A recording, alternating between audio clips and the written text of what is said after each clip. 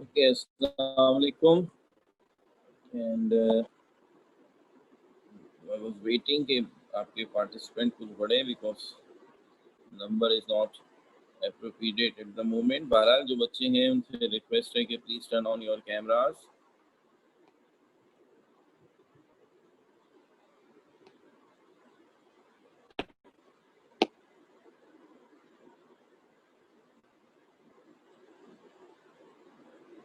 Meraj Mohammad Shah, Waqar Taqvi, Ahmed Mushtaba, Alina, Alisha and Saad, requesting you to please turn on your cameras.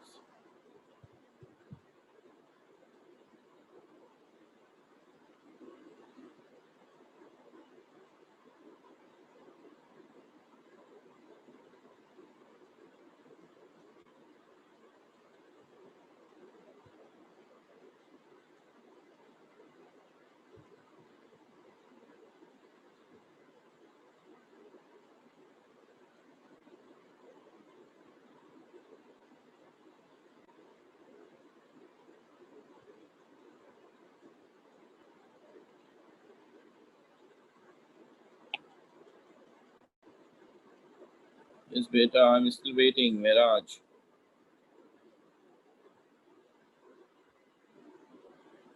Bakar,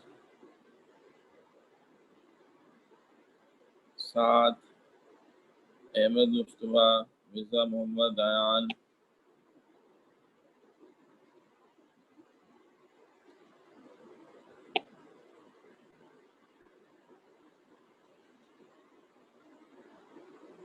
Turn on your cameras, please.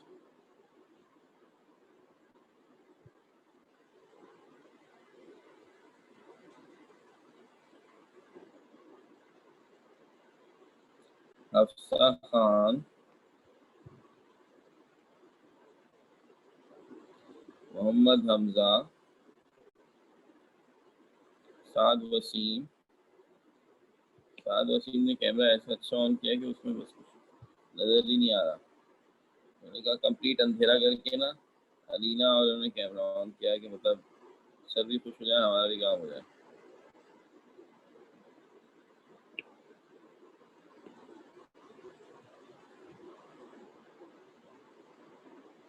Saad Wasim, you can write your query in a chat box. Don't raise your hand.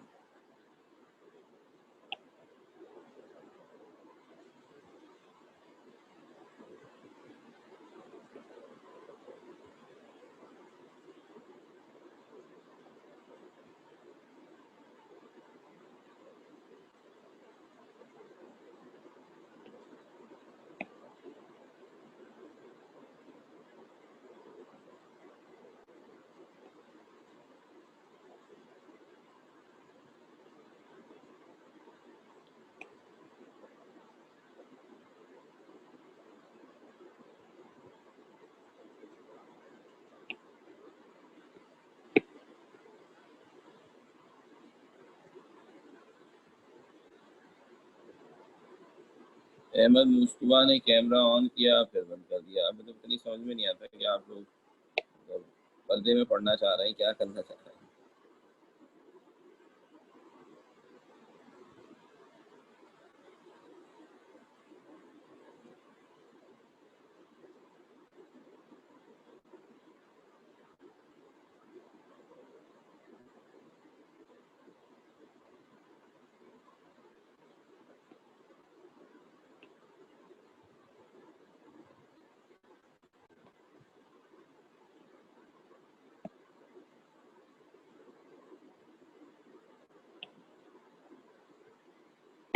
Last time हम पढ़ रहे थे, the last thing मुझे छूटी हुई बात discuss करनी है और वो ये था कि मैंने आपसे कहा था one of the application of chromatography is in the food colours, और ये बड़ी ज़्यादा मशहूर है और किताब वाले इससे बहुत ज़्यादा क्वेश्चंस बनाते हैं।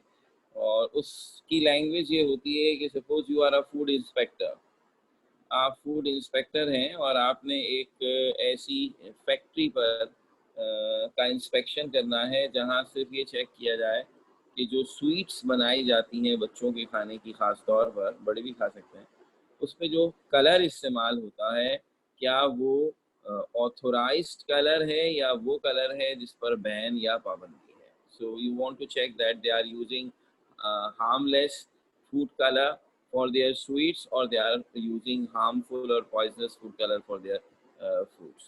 तो ये भी मैंने आपको बताया कि ऐसे तमाम केमिकल्स जिनके कलर जो है वो हमारे लिए अच्छे नहीं हैं, वो फूड कलर के तौर पर इस्तेमाल नहीं हो सकते.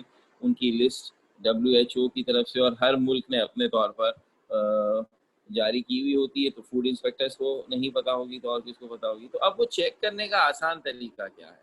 चेक करने का आसान तरीका ये है कि अब उन्होंने जिस जगह पर टूर किया उन्हें अंदाज़ा है कि यहाँ जिन कलर्स फर्ज करें रेड कलर की स्वीट बनाई जाती है उसके ऊपर लाल रंग लगाते हैं, तो उन्होंने वो तमाम लाल रंग जो बैंड हैं उनको उनका क्रोमेटोग्राम साथ लिया है.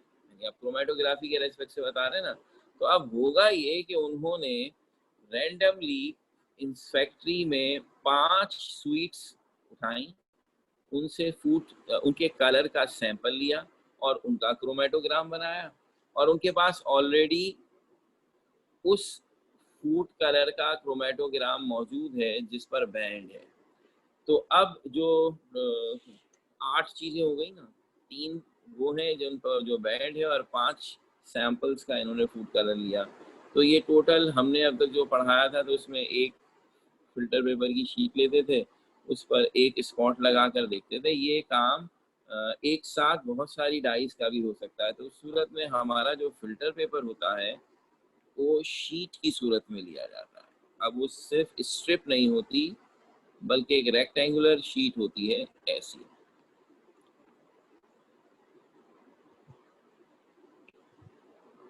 और ऑब्वियसली इसे हम किसी ट्रे में डालेंगे फिर इसके साइज को देखते हुए, और सॉल्वेंट का लेवल हमेशा स्पॉट के लेवल से नीचे हो. सब हो गया. हम तो डायरेक्ट अब आपको शो कर रहे हैं क्रोमेटोग्राम. तो उन्होंने कहा देखिए ये स्पॉट्स जो हम आपको दिखा रहे हैं हर एक को बता देते हैं कि ये क्या है. ये 5 स्पॉट हैं जो हमारे 5 सैंपल्स हैं. ये है स्पॉट 1 2 3 4 5. ये 5 सैंपल्स हैं जो हमने रैंडमली उस फैक्ट्री से स्वीट्स को लिया है मुख्तलिफ लॉट्स की और उनके फूड कलर्स के सैंपल लिए हैं. पता चले लोग अपने फूड कलर में क्या यूज़ कर रहे हैं. जबकि आपके पास इसी क्रोमेटोग्राम में अब आगे 3 स्पॉट्स और मौजूद हैं और ये उन स्टैंडर्ड फूड कलर्स के हैं जिन पर गवर्नमेंट ने बैन किया हुआ है. तो इनका ये 3 कलर जो है ये बैंड है. तो इनके क्रोमेटोग्राम में एक का स्पॉट इधर आ रहा है. ये चूंकि प्योर है तो सबका एक एक स्पॉट आएगा और एक का स्पॉट इधर. ठीक है ना. अब असल बात ये है कि इन 5 सैंपल्स का जब आप क्रोमेटोग्राम लेंगे तो आपने सिर्फ ये देखना है कि जिस हाइट पर ये 3 बैंड स्वीट्स, इनका नाम मैंने ABC रख दिया, इनके ऊपर बैन है, जिस हाइट पर ये 3 स्पॉट्स हैं अगर इस हाइट पर किसी भी सैंपल में स्पॉट आ गया तो इसका मतलब है उसमें भी वही डाई इस्तेमाल की जा रही है जो कि ABC में मौजूद है. क्योंकि मैंने आपसे क्या कहा है, क्रोमेटोग्राम में हर सब्सटेंस जिस हाइट पर स्पॉट देगा या जो उसकी RF वैल्यू होगी वो उसकी यूनिक होगी. 2 अलग अलग चीज़ों की हाइट मैच नहीं कर सकती. You can not have 2 different colours और 2 different dice at the same height of the same chromatogram. अगर 2 स्पॉट्स एक ही हाइट पर आ रहे हैं इसका मतलब है वो एक ही चीज़ के हैं. तो अब अगर हम ये चेक करना चाहते हैं कि उन्होंने अपने फूड कलर में कहीं इस ABC को तो इस्तेमाल नहीं कर दिया जबकि ABC में तो बैन है, तो इन क्रोमेटोग्राम से जो स्पॉट्स हमें मिलेंगे, क्योंकि ये तो सब मिक्सचर है ना, तो जो स्पॉट्स हमें मिलेंगे उसमें अगर एक भी स्पॉट ऐसा आ गया जो इन हाइट से मैच कर गया तो समझ लो फंस गए. तो अब हमने देखा जो सैंपल 1 था it was a mixture of 2 dice. आप वाज़े तौर पर देख रहे हैं मैंने बनाने की भी कोशिश इसी तरह की है कि ये दोनों स्पॉट्स ABC में से किसी की भी हाइट से मैच नहीं करें. जब भी इम्तिहान में आपको ऐसे क्रोमेटोग्राम बना हुआ मिलता है आप बाकायदा स्केल लेकर देखिए कि हाँ भाई ये सेम हाइट पर है या नहीं है, सिर्फ आंखों से भी खैर अंदाजा हो जाता है, लेकिन स्केल से मुकम्मल होगा। तो अब ये जो मैंने फर्स्ट सैंपल ए में जो पहला स्पॉट बनाया है, ये बहरहाल सी वाले स्पॉट से मैंने नीचे ही बनाया है, तो ये सी से मैच नहीं कर रहा। और ए जो ऊपर वाला है वो तो खैर किसी से भी मैच नहीं कर रहा, तो बिल्कुल ये अलग फर्क नजर आ रहा है। बी सैंपल 2 मैंने लिया और मैंने उसकी रिपोर्ट ली, तो it was a pure colour और उसका स्पॉट यहाँ आ रहा था। Again that is not being matched with any one of the ABC. बच गए, उन्होंने भी सुकून का सांस लिया होगा। इंस्पेक्टर साहब के 2 सैंपल तो गए। तीसरा वाला जो हमने लिया, again it was a mixture of 2 substance, एक तो फौरन ही आ गया और एक यहाँ आया। इवन देन आप देखें तो मैंने भी कोशिश की है कि मैं इस सैंपल को, इस स्पॉट को भी किसी से मैच नहीं करवाया। इसका मतलब है 3 सैंपल्स में तो हमें नाकामी। तो लग रहा है किसी ईमानदार आदमी की फैक्ट्री है, इसने सारे वो फूड कलर यूज़ किए हैं जो अलाउड हैं और कोई भी बैन वाला यूज़ नहीं किया है। And then you saw number 4 contains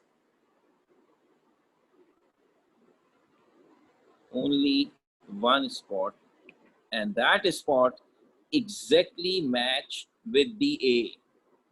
ये स्पॉट ए से मैच करता है और विदाउट एनी डाउट इन दोनों की हाइट सेम है। इट मीन्स सैंपल 4 में आपने ऐसी डाई इस्तेमाल की है, ऐसा फूड कलर इस्तेमाल किया है जिस पर पाबंदी है, जो हार्मफुल है। इसका मतलब है ये वाला सैंपल तो गलत हो गया। बस अब ऐसे ही 5 का भी कुछ ना कुछ बना देता हूँ। तो सपोज 5 में एक तो वही कलर है जो 3 में था और एक वो कलर है जो 2 में था, लेकिन कोई बैंड कलर नहीं है। तो इस हिसाब से आपसे जब ये वाला पर्टिकुलर क्रोमेटोग्राम दिया जाएगा तो साथ में ये पूरा क्वेश्चन बनाकर वो क्या पूछेंगे, वो आपसे ये पूछेंगे कि किस पर्टिकुलर सैंपल में हार्मफुल डाई का इस्तेमाल किया गया है। सो आप सारे, जैसे मैंने 1 बाय 1 आपके सामने किया, ऐसे देखेंगे और फिर finally you will say that कि सैंपल 4 जो था उसमें जो पर्टिकुलर फूड कलर इस्तेमाल किया गया, it exactly match with the harmful dye A. A का नाम मैंने रखा कि ए से मैच कर रहा है, और ए से मैच करने का मतलब है कि कम से कम इसको तो हम अलाउ नहीं करेंगे, इसमें इन्होंने गलत वाला कलर इस्तेमाल कर दिया। बाकी 4 ओके हैं, उनमें कोई ऐसी चीज़ नहीं है जिस पर हमें एतराज़ हो, उसमें जेन्युइन फूड कलर इस्तेमाल किए गए हैं, सिर्फ सैंपल 4 में बेईमानी की गई है। तो ये तो मैंने अपनी तरफ से क्वेश्चन बना दिया। वो ये भी कह सकते थे कि हमने 5 मुख्तलिफ फैक्ट्री से सैंपल हासिल किए हैं, तो अब जो फैक्ट्री 4 है वो बेईमान है, बाकी 4 सही हैं। और इट कैन बी रिवर्स, ये तो हमारे बनाने पर है। तो ये सवालात आपसे पूछे जाते हैं। इसी तरह ये भी पूछा जाएगा कि बताइए जो स्पॉट सैंपल 2 में आया है वो और किस सैंपल में आया है। तो आपने देखा कि सैंपल 2 वाला स्पॉट जो है वो 5 में भी आया है, तो 5 और 2 में एक कंपोनेंट सेम है। ये बातें इस तरह की भी पूछी जा सकती हैं। सो इसका मतलब सिर्फ ये है कि वो आपको ये क्रोमेटोग्राम देकर इसकी इंटरप्रिटेशन करवाना चाहते हैं कि इससे आप क्या रिजल्ट हासिल करते हैं, बस। तो मैंने पहले भी कहा कि वो जो प्रोसीजर मैंने पूरा समझाया वो इसलिए कि चलो सेंस और नो हाँ हो जाए, लेकिन जाहिर सी बात है ऐसा कोई प्रोसीजर लिखवाने को नहीं कह रहे, ये रट्टे वट्टे वाला सिस्टम नहीं है। हर दफ़ा सवाल में क्रोमेटोग्राम बना हुआ होगा और हम उससे जो इन्फॉर्मेशन हमें हासिल हो रही है ना उस पर बात करेंगे, ठीक है। अब एक आखिरी छोटी सी बात, अभी तक जो कुछ आपने देखा सारे टॉपिक में, उससे ये तासुर मिल रहा है कि ये जो हमारा क्रोमेटोग्राफी है इसका ताल्लुक है, इस क्रोमेटोग्राफी का ताल्लुक है ऐसे मिक्सचर्स को अलहदा करने से जिसमें कलरिंग सब्सटेंस हो, क्योंकि सब में अभी तक कलर कलर कलर कलर करते हैं। तो मैंने शुरू में आपसे कहा था, एक दफ़ा होने दे फिर मैं बताऊंगा। तो इत्तेफाक ऐसा है कि mostly we are separating components from the colored mixture in the form of colors, लेकिन ये कोई ज़रूरी शर्त नहीं है कि हम जिस मिक्सचर को अलहदा करें उस मिक्सचर में कलर होना ज़रूरी है, नहीं। हम कलरलेस मिक्सचर्स भी अलग कर सकते हैं यूजिंग दिस टेक्निक, लेकिन जब कलरलेस मिक्सचर अलग करेंगे तो पता कैसे चलेगा स्पॉट कहाँ आया, उसका तो कलर ही नहीं है फिर। तो उसके लिए हम कोई और तरीका यूज कर लेंगे, लेकिन ये बताना जरूरी है कि क्रोमेटोग्राफी में आप जिस मिक्सचर के कंपोनेंट्स को अलग करते हैं उसमें सिर्फ एक शर्त होती है कि उस मिक्सचर के कंपोनेंट्स हमारे सॉल्वेंट में डिफरेंट सॉल्युबिलिटीज रखते हो, that's it. So the mixture must be soluble in our solvent. अगर मैंने इथेनॉल सॉल्वेंट यूज किया और जिस इंक को मैं सेपरेट कराना चाहता हूँ वो इंक इथेनॉल में डिजोल्व ही नहीं हुई है, तो काहे की सेपरेशन होगी। तो सिर्फ सॉल्वेंट में सॉल्युबल होना शर्त है। अगर वो कलर नहीं भी है तो आप कैसे पकड़ें उसको, तो इसकी अब एग्जांपल आपको बताता हूँ। जो मैंने आपके सामने लिखा था chromatography is used to detect, उसमें आया था अमाइनो एसिड्स। अब आप लोग तो कंप्यूटर वाले हैं, सो बायोलॉजी से आपकी वाकफियत कम से कम इतनी तो होगी कि आपने लास्ट ईयर यानी 9th में O1 जिसको हमने अब बना दिया है, तो उसमें आपने जब साइंस पढ़ी होगी तो उसमें जाहिर सी बात है सारी चीज़ें आई थी। उस वक्त प्री इंजीनियरिंग प्री मेडिकल हमने नहीं किया था। तो अमाइनो एसिड्स से नाम ऐसा है कि कम से कम हम सब ने इसे सुना जरूर होगा। अमाइनो एसिड्स बहुत सारी टाइप के होते हैं और वो मिलकर बनाते हैं प्रोटीन्स। तो इसका मतलब है प्रोटीन्स में अमाइनो एसिड्स एक दूसरे से जुड़े हुए होते हैं। तो अगर मैं ये कहूँ कि मैं क्रोमेटोग्राफी की मदद से एक सैंपल ऑफ प्रोटीन में मौजूद मुख्तलिफ अमाइनो एसिड्स को सेपरेट कर सकता हूँ, तो ये मेरी एप्लीकेशन बनेगी। अब प्रॉब्लम ये है कि प्रोटीन्स मोस्टली जो है वो कलरलेस होते हैं और उनमें जो अमाइनो एसिड होते हैं वो भी कलरलेस होते हैं, ट्रांसपेरेंट कलरलेस। तो फिर अगर मैं फर्ज कर लें एक प्रोटीन का फिल्टर पेपर के ऊपर या ये अपना ब्लॉटिंग पेपर के ऊपर स्पॉट बनाऊंगा, तो अगर वो पानी की तरह कलरलेस है तो स्पॉट तो नजर ही नहीं आएगा। फिर ये कैसे पता चलेगा कि वो डिजोल्व हो गया, और फिर ये कैसे पता चलेगा कि उसमें जो अमाइनो एसिड है उनके स्पॉट्स कहाँ हैं अगर वो नजर ही नहीं आते तो इस मकसद इसको हमने कैसे इस प्रॉब्लम को सॉल्व किया, हमने कहा अगर तमाम अमाइनो एसिड्स जो प्रोटीन में मौजूद हैं they are soluble in our given solvent, तो हमारी शर्त पूरी हो गई। अब जहाँ तक ये बात है कि उन्हें उनमें कलर नहीं है तो हम कैसे आइडेंटिफाई करेंगे, तो हम एक अदद केमिकल यूज करते हैं जिसका नाम है, जिसे कहते हैं लोकेटिंग एजेंट। एक केमिकल है जिसे कहते हैं लोकेटिंग एजेंट और उस केमिकल का नाम है निनहाइड्रिन। ये नाम याद रखना है। निनहाइड्रिन को हम अपने प्रोटीन के सैंपल से मिलाते हैं तो निनहाइड्रिन जो है उस सैंपल को कलर्ड कर देता है। तो ये निनहाइड्रिन हर अमाइनो एसिड के साथ जुड़ जाएगा और उसे कलर कर देगा। अब नतीजा ये निकलेगा कि निनहाइड्रिन मिला हुआ अगर प्रोटीन सैंपल आपने अपने क्रोमेटोग्राफी पेपर पे बनाया है तो अब वो विजिबल है, उसका कलर नजर आ रहा है। वो कलर असल में प्रोटीन का नहीं है, निनहाइड्रिन का है जो उससे चिपक गया है। अब जैसे जैसे क्रोमेटोग्राम बनेगा और उसके सारे अमाइनो एसिड सेल होंगे, निनहाइड्रिन हर एक के साथ होगा और इस तरह सबकी लोकेशन आपको आसानी से बता देगा कलर के जरिए। तो इसका मतलब है अगर सैंपल के पास अपना कलर ना हो तो हम किसी कलरिंग सब्सटेंस को एज ए लोकेटिंग एजेंट इस्तेमाल करके उसके साथ मिलाते हैं ताकि उसकी आइडेंटिफिकेशन हो सके। और इन case of protein the locating agent is ninhydrin. तो इसकी मैकेनिज्म और तफसीलात क्या, आखिर निनहाइड्रिन क्या है और कैसे कलर दे देता है, ये सब नहीं हमारा कंसर्न। हमें सिर्फ ये नाम और लोकेटिंग एजेंट कि ये प्रोटीन में यूज होता है, ये एक लाइन का आंसर जो है ये हमसे अक्सर पूछा जाता है कि in case of protein what additional thing you have to do. तो you have to add a locating agent. और अगर कभी कभी ये पूछ लेते हैं कि कौन सी चीज़ लोकेटिंग एजेंट के लिए इस्तेमाल हो रही है तो वो निनहाइड्रिन है। ठीक हो गई बात। तो अब ये सारी कहानी हमने आपसे जो की that finishes our work for chromatography. And obviously हमने कल आखिरी परसों मेरे ख्याल में लास्ट डे था, तो हमने अपना असाइनमेंट जो आपको दिया था वो भी अब पूरा हो गया। तो it is in the process of checking जो कि इंशाल्लाह इस वीकेंड पर ज़रूर हो जाएगा। तो अब आपको मैं एक चीज़ और बता दूं थोड़ी सी, अगर मैं आपको होश दिलाने में कामयाब हो जाऊं कि एक तो आपकी तादाद अटेंडेंस की ना थोड़ी प्री मेडिकल के मुकाबले में बड़ी पुअर होती है। सुबह जब 8 बजे क्लास हो रही है 8:25 पे तब भी, और जब देर से होती है सेकंड पीरियड तब भी। तो if you have contact with the other students जो नहीं आ रहे हैं तो उनको बताएं कि वो आ जाएं, क्योंकि अभी इनका जो लॉस हो रहा है पढ़ाई का वो भी एक तरफ है और दूसरा ये हो रहा है कि जैसे अब हमने अब तक 2 असाइनमेंट लिए, दोनों के नंबर्स रखे हैं। और वो नंबर हम आपकी फर्स्ट टर्म की जो रिपोर्ट कार्ड होगी उसमें भी यूज़ करेंगे। अच्छा, अब पिछले साल के वाक़े से पहले तक तो ये बातें सुनकर बच्चे हँसते थे। हँसते इसलिए थे कि हमने तो सीआई का इम्तिहान देना है, इनके पेपर में हम क्या करें अगर नंबर कम आए। ये लास्ट ईयर वालों का एटीट्यूड भी यही था। सीन चेंज हो गया और बहुत ही ज़्यादा चेंज हो गया। इस पर्टिकुलर प्रॉब्लम ऑफ कोरोना की वजह से पेपर ही नहीं हुए।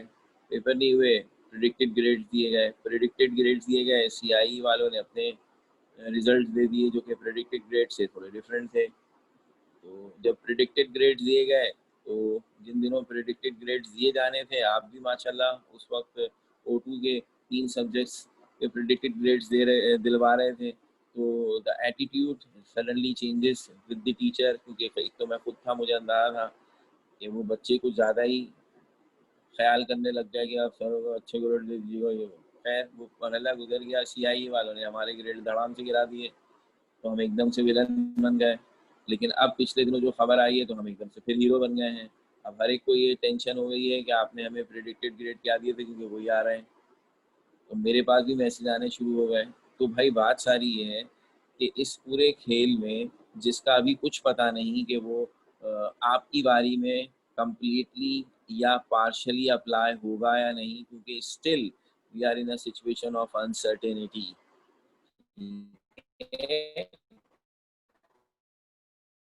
ये ना समझ हो रहा है तो क्या है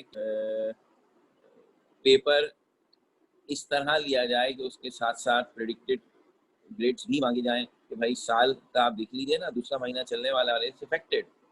अभी तक तो अफेक्टेड है ना। This is not a complete solution of the routine classes, ये तो पार्शियल सॉल्यूशन है। तो बहरहाल अब हम अगर आपको अच्छा या बुरा जो भी ग्रेड देंगे तो फिर वही बात है, शक्लें तो आप दिखाते नहीं हैं। आपके तो प्रॉब्लम्स हैं बहुत सारे।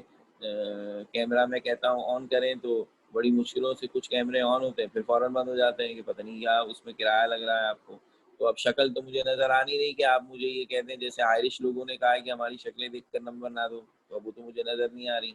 तो अब मेरे पास क्या एक आपका आउटपुट आ रहा है, सिर्फ़ और सिर्फ़ वो असाइनमेंट और जो मैं आपको दे रहा हूँ, अगली दफ़ा क्विज़ को ही दे दूँगा तो उसके नंबर। तो अब मैं अगर आपको अच्छा स्टूडेंट रिकमेंड करूँ तो उन्हीं की बेस पर करूँगा, बुरा करूँगा तो उसी की बेस पर करूँगा।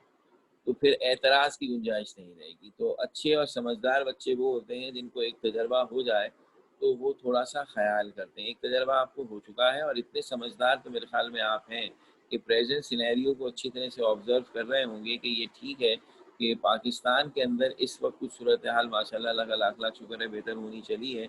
बट इवन देन कल हमारी जो हेल्थ मिनिस्टर हैं सिंध की, उन्होंने बड़े ही सख्त लहजे में ये बात कही है कि जब तक ये कंप्लीट ख़त्म ना हो कम से कम स्कूल खोलने की गलती नहीं करेंगे।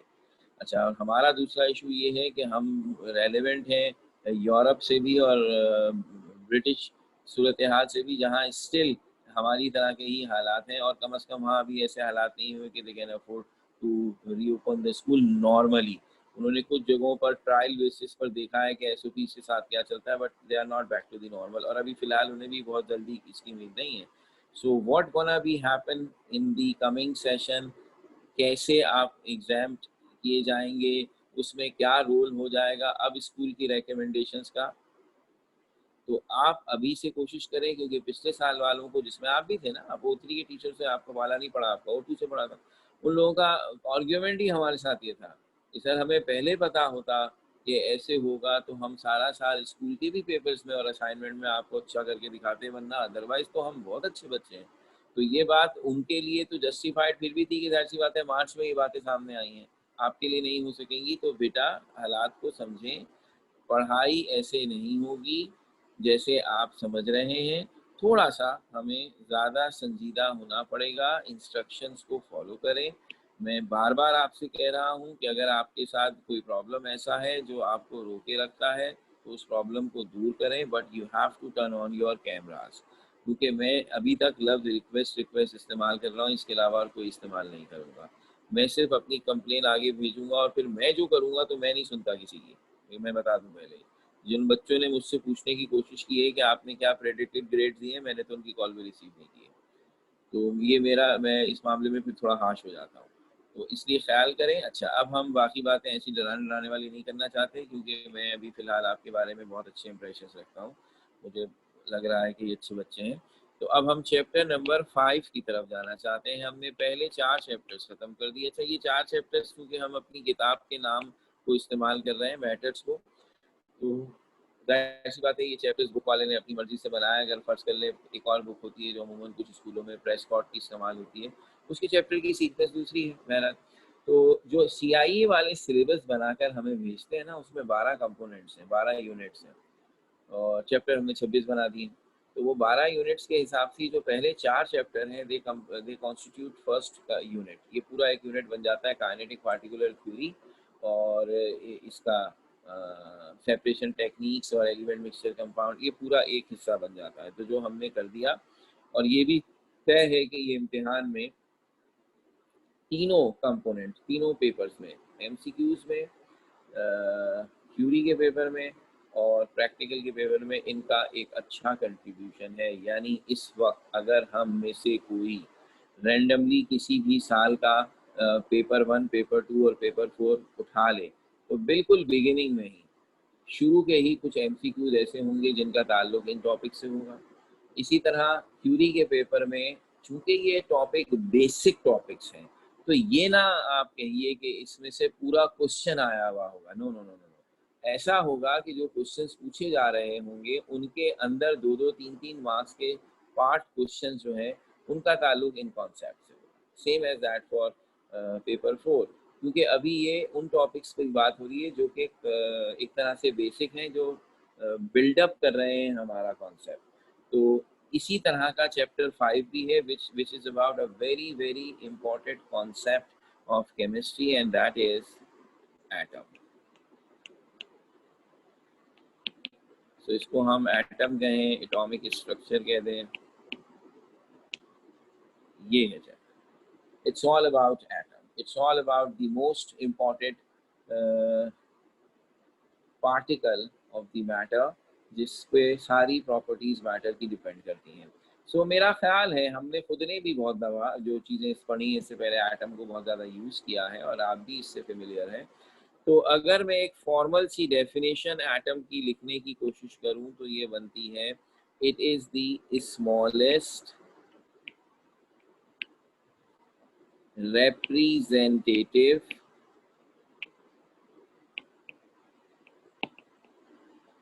of element which retain all of its properties.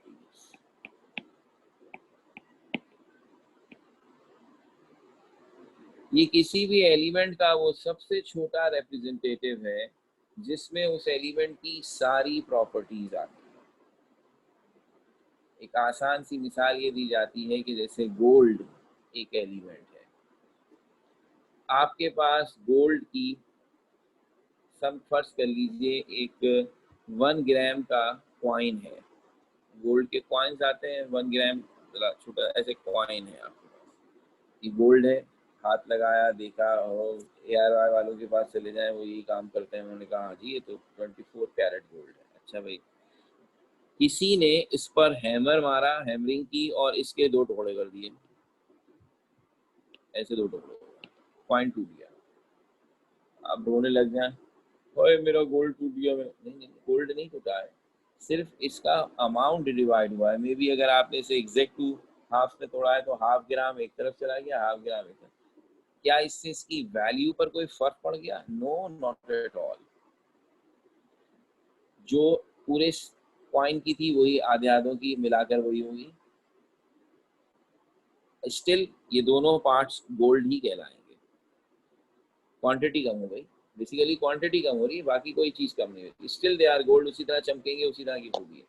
We keep on hammering, और इन्हें तोड़ते जा रहे हैं, तोड़ते जा रहे हैं, तोड़ते जा रहे हैं, और हमने इनके समझो गोल्ड पार्टिकल्स बना, गोल्ड के जैसे डस्ट पार्टिकल होते हैं ना, ऐसे गोल्ड की डस्ट बना दी, बहुत ही बारीक बारीक बारीक बारीक बारीक बारीक बारीक बारीक डस्ट की तरह हमने, अगर आपको नजर भी आ रहा हो, मैं जानबूझ के बहुत ही लाइट बना रहा हूँ, ऐसे पार्टिकल्स में इसको थोड़े चूरा कर दिया, इसका पाउडर बना दिया। In this gold powder every particle जो डस्ट पार्टिकल के साइज का होगा इज स्टिल गोल्ड, ये अभी भी गोल्ड है और सारी खूबियां उसकी रखता है। अबे सर गोल्ड जाया नहीं हो जाएगा ऐसे तोड़ेंगे तो? भाई अगर आप यही काम करें, आपके हाथ में पेंसिल या पेन है, पेन को तोड़ दें तो आप ये थोड़ी कहेंगे दो छोटे छोटे पेन बन गए, पेन गया। लेकिन यहाँ ऐसा नहीं हो रहा ना, ये सब अभी भी गोल्ड है। तो हमारा कॉन्सेप्ट ये है कि वो लास्ट पार्टिकल जिसको तोड़ने के बाद आप कहेंगे ये जाया हो गया गोल्ड, अब इसमें गोल्ड की खूबियां नहीं रही, तो वो सबसे smallest particle which retain all the properties of the gold will be called atom of gold. और साइंस ने हमें बताया कि वो बहुत ही छोटा पार्टिकल होता है, यानी ये जो मैंने डस्ट टाइप बनाने की कोशिश की है ये तो बहुत बड़े हैं, इवन इससे भी बहुत छोटा होगा गोल्ड। हाँ, अगर कभी आपने गोल्ड के एटम को तोड़ दिया तो फिर अब गोल्ड वेस्ट हो गया, खत्म हो गया, जाया हो गया। बट जब तक वो एटम है गोल्ड की सारी हो गया। सो इस तरह हर चीज बहुत छोटे छोटे ऐसे पार्टिकल से मिलकर बनी है जिसमें उनकी सारी प्रॉपर्टीज हैं और वो उनका एटम है। ये तो एक कॉन्सेप्चुअल बात हो गई।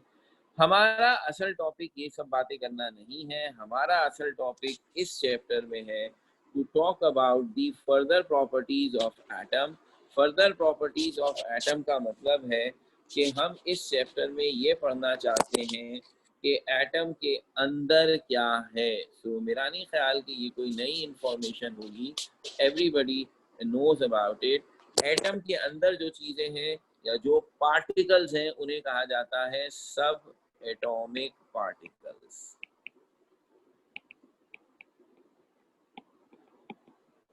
कौन है और उनका एटम के मुख्तलिफ कैरेक्टरिस्टिक्स में क्या रोल है, ये है इस चैप्टर का टॉपिक।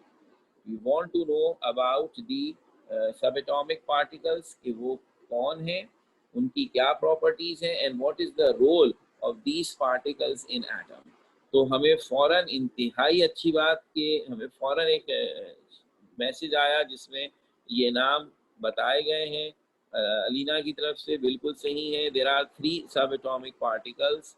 सब एटॉमिक पार्टिकल्स अंदर पार्टिकल्स इन द एटम, और वो हैं protons, neutrons and electrons. So our first job will be to discuss the definition of these 3 particles, their important features, and then the most important, their role in atom. क्या कर रहे हैं ये atom में? अगर हम एटम में protons को चेंज कर दें, इलेक्ट्रॉन को चेंज कर दें, न्यूट्रॉन को चेंज कर दें, तो उससे उस एटम की प्रॉपर्टीज पर कैसा फर्क पड़ेगा, ये है इस चैप्टर का असल काम। एंड ऑब्वियसली ये नॉलेज फिर आगे की सारी केमिस्ट्री में इस्तेमाल होगी, बिकॉज जो कुछ हम एटम के स्ट्रक्चर से पढ़ेंगे उसी से तो हम आगे केमिस्ट्री पढ़ा पाएंगे, तो हर जगह इसका हवाला आएगा। इसलिए तो हमने इसे बेसिक कहा है कि अगर फर्स्ट कर ले कोई बच्चा यहाँ कमजोरी दिखा देता है और उसे चीज़ें नहीं याद थी, तो आगे की चीज़ें समझ में आना फिर नामुमकिन बात हो जाएगी। एक छोटी सी बात just for the sake of interest, कि अगर हम में से कुछ बच्चे कोशिश करें, देखिए बात सारी ये है कि जब तक आप सब्जेक्ट से आपका इंटरेस्ट नहीं बनेगा बड़ा मुश्किल हो जाता है। अच्छा, अब बड़ी अजीब बात है, जब मैं आपकी एज का था, हमने ओ लेवल्स तो खैर नहीं किया था जिस ज़माने में हम थे, उस ज़माने में तो ये बहुत ही कम रुझान था। 80s में थे 2-4 स्कूल सिर्फ थे जो ओ लेवल्स कराते थे, तो हमारे लिए तो ये बड़ा पुराना मामला ख़राब था। खैर, तो जो हमने पढ़ा था तो उस मौके पर मैं इंतहाई ज़्यादा निकम्मा बच्चा हुआ करता था, एंड कोई ख़ास इंटरेस्ट नहीं था। जिस चीज़ ने साइंस में मेरा इंटरेस्ट बढ़ाया, दुआएं हैं उन टीचर्स को जिन्होंने ये इंटरेस्ट बढ़वाया और मैं आज यहाँ पढ़ा रहा हूँ, वो ये टॉपिक था, एटॉमिक स्ट्रक्चर। यानी ये मेरे दिमाग से चिपक गया, पता नहीं क्यों। यानी मुझे सबसे ज़्यादा मेरा दिमाग बार बार यही क्वेश्चन किया करता था कि हम ये कहते हैं कि एटम नज़र ही नहीं आता। अच्छा, 80s में जब मैंने पढ़ा था उस वक्त तो बिल्कुल ही नहीं आता था। अब आज हमें पता है कि हमारे पास कुछ ऐसी मशीन्स और कुछ ऐसे टेक्निक्स हैं जिनसे हम एटम के कंप्यूटर ग्राफिक्स बना लेते हैं। देख अभी भी नहीं पाते, रियल इमेज तो नहीं होता, कंप्यूटर ग्राफिक्स होते हैं, लेकिन अब हम एक तरह से एविडेंस हासिल कर लिया है। उस वक्त तो ये भी नहीं था। तो मैं ये कहता था जब आपको एटम नज़र ही नहीं आया आज तक, आपको उसके बारे में कैसे पता चलता है? अच्छा, और आप बातें ऐसी करते हैं जैसे वो साथ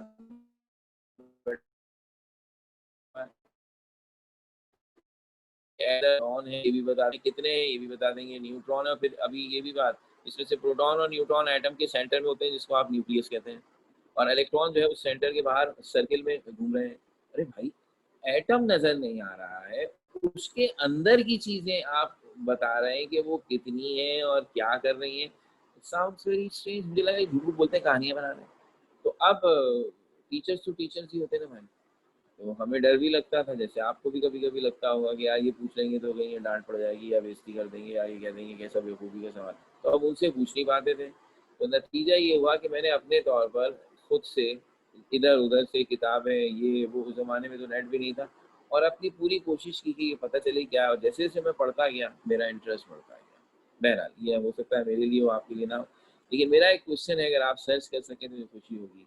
एटम में 3 पार्टिकल्स नहीं होते हैं, सिर्फ प्रोटॉन, न्यूट्रॉन और इलेक्ट्रॉन नहीं होते।